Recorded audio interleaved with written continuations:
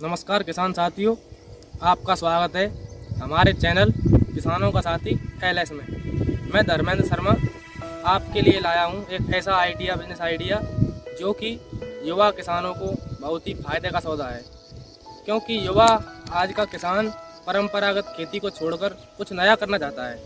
इसलिए हम आपके लिए लाए हैं मछली पालन, जो कि आज के समय में बहुत ही बढ़िया और बिजनेस का अच्छा आइडिया है, जिससे आप कम समय में अच्छा मुनाफा कमा सकते हैं। लेकिन उसके लिए क्या है कि आपको पूरी जानकारी होना अवश्य है, क्योंकि अधूरी जानकारी हमेशा कोई भी कार्य करने के लिए घातक हो सकती है। इसलिए आप इस वीडियो को अंत तक देखें, जिससे हम आपके लिए जो हमें मालूम है मछली पालन की जानकारी आपके लिए हम पूरी बताएंगे। और हमारी वीडियो को लाइक और सब्सक्राइब करना ना भूलें और शेयर करना भी, जिससे हम आपके लिए हर वीडियो पहुंचा सकें। हम आज आपके लिए मछली पालन का विश्लेषण, जो कि पूरी जानकारी हम इस वीडियो में बताएंगे आपके लिए।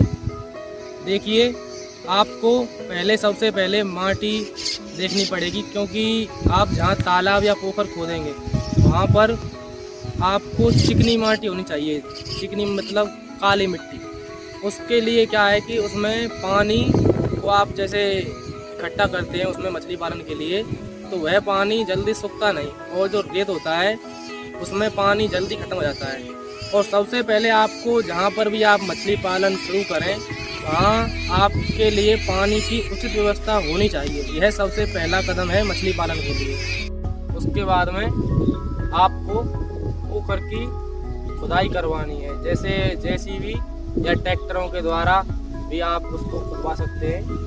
उसके बाद में आपकी पोखर खुद जाए, उसके बाद उस मिट्टी को भी बेच सकते हैं, उससे भी आप लाभ कमाते। आपकी पोखर तैयार हो गई तो आपको उसमें पानी डालना है, और पानी डालने से पहले आप उसमें जो गोबर का खाद होता है पशुओं का, या फिर जो केंचुए वाला खाद होता है जो आता है बाजार से, उसको डाल दीजिए।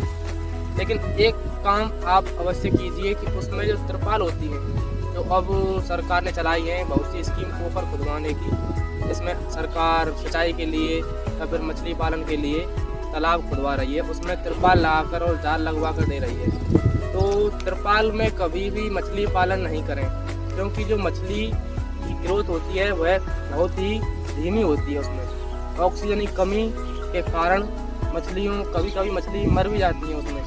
तो फिर आप उसमें तिरपाल ना लगवाएं, आप उसमें खाद डाल दीजिए। और उसके बाद में, क्योंकि उससे क्या है वो खाद सड़ेगा तो उसमें जैसे कीड़े या फिर जैसे काई भी जमती है, तो मछलियों के लिए वह भोजन अच्छा होता है और उससे ऑक्सीजन मिलती है। इसमें क्या है कि मतलब तिरपाल वाले में आपको मछलियों को ऑक्सीजन की गोलियां, पाउडर ये डालने पड़ते हैं, वह खर्चा आपका बच जाएगा।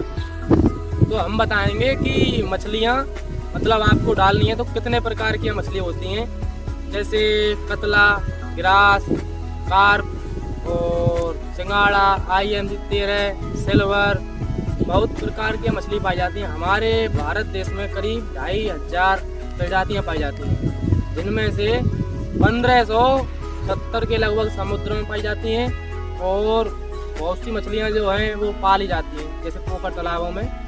तो मछलियों का जो बीज आता है वह करीब 200 रुपये से 250 रुपये तक किलो के हिसाब से आता है।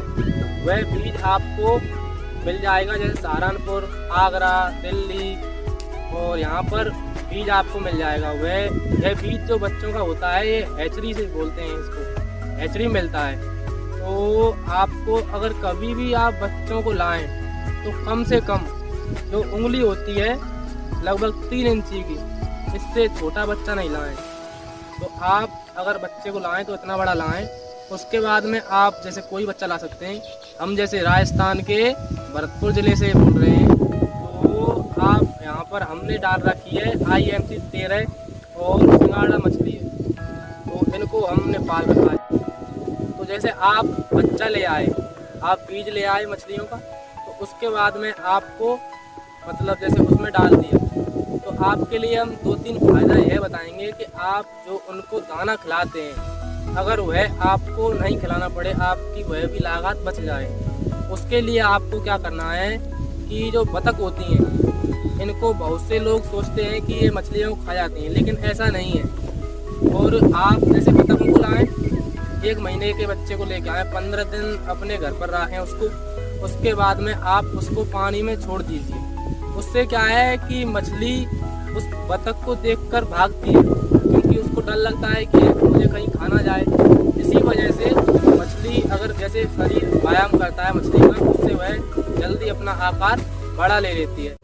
जैसे आप पोखर या तालाब के बगल में पशुपालन करते हैं, तो वहाँ पे क्या है कि उनका जो मल होता है, गोबर होता है, उसको आप जैसे एक नाली बनाएं और जो होता है उसको सीधे आप पोखर में लाएं, क्योंकि वह मछलियों के लिए खाना बनता है और भोजन बनता है। तो आपको वह जो दाना होता है वो डालना नहीं पड़ेगा, वह भी लागत आपकी बच जाएगी। आपको उसमें मछली के बच्चे हैं वो डालने हैं। उसके बाद में हम आपको पोखर दिखाते हैं, अपनी पोखर दिखाइए। हमने इसमें 4 महीने पहले ये बच्चे डाले थे। अब ये करीब 4 इंची 5 इंची के हो चुके हैं। और जो हम बीज लाए थे वह हमारा करीब 200-250 रुपये किलो के हिसाब से आया था। हमने इस पोखर में 6500 बच्चे डाले हैं और इनके लिए ऑक्सीजन की गोलियां और दाना ये समय समय से डालना, इसके लिए ये सबसे उचित तरीका है, क्योंकि सबसे ज़्यादा इसकी देखभाल करनी पड़ती है। आपको इसमें ऑक्सीजन की कमी को देखना है कि बच्चों के लिए ऑक्सीजन मिल रही है या नहीं मिल रही, उसका आप खास ख्याल रखें, क्योंकि अगर ऑक्सीजन की कमी होगी तो बच्चे उसमें ख़त्म हो सकते हैं। इसलिए ऑक्सीजन की कमी नहीं होनी चाहिए। आपको उसमें चूना और जो कि गोलियां समय से डालनी है और उनके लिए दाना भी डालना है, उनकी देखरेख करनी है। इससे आप अच्छा लाभ कमा सकते हैं, क्योंकि जितनी अच्छी तरह से आप देखभाल करोगे उतना ही आपके लिए लाभदायक है। तो अभी आपके लिए हमने बताया था कि हमने इसमें 6600 बच्चे डाले। तो अगर एक बच्चा लगभग 800 ग्राम का होता है, तो ये बच्चे करीब करीब 9 लाख या 10 लाख के होते हैं। उसमें से आप 3 लाख या 4 लाख लागत लगा सकते हो, तो उसमें आपके लिए करीब करीब 6 लाख रुपए बच सकते हैं। तो अगर आपको हमारी वीडियो अच्छी लगे तो इसको लाइक कीजिए और सब्सक्राइब कीजिए। धन्यवाद।